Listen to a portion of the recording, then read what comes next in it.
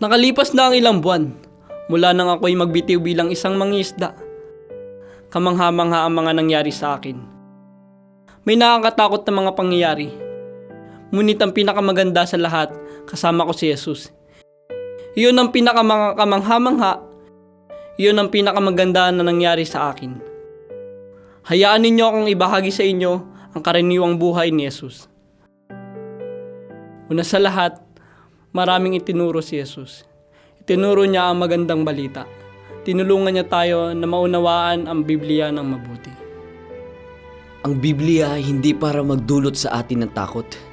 Ang Biblia ay para magbigay sa atin ng kalayaan. Naunawaan mo ba?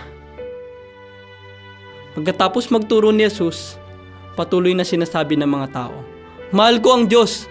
Hindi nila mapigilan na sabihin ito. Nakakaantig at hindi ka panipaniwala. Pangalawa, pinalaganap ni Jesus ang mabuting balita, lalo na malapit na ang kaharian ng Diyos. Pinakita niya kung gaano ito kaganda. Hindi makapaghintay ang mga tao na makarating sa kaharian ng langit. Natutunan nilang sundan ng Diyos at mamuhay ayon sa kanyang mga paraan.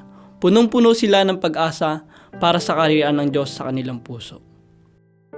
Pinakauli sa lahat, nagpapagaling si Jesus ng mga tao. Pinapagaling niya ang may mga sakit ng katawan at mga sugat ng puso. Si Jesus ay nagtuturo at nagbabahagi ng mabuting balita. Siya'y nagpapagaling ng maraming tao. Tulad ng sinasabi ko sa iyo, iniwasan kong sabihin ni Jesus kung bakit niya ginagawa ang mga bagay na ito. At lubos akong nagulat.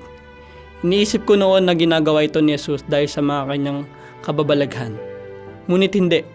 Ang dahilan kung bakit ginugugol ni Jesus ang kanyang mga panahon sa pagtuturo, sa pagpapalaganap ng mabuting balita at pagpagaling ay dahil sa pag-ibig niya sa Diyos at ginagawa niya ang inuutos ng Diyos sa kanya. Siya ay malungkot at may kirot sa puso kapag nakakita siya ng mga taong nagdurusa para siyang isang pastol. Gutom at may sakit ang mga tao.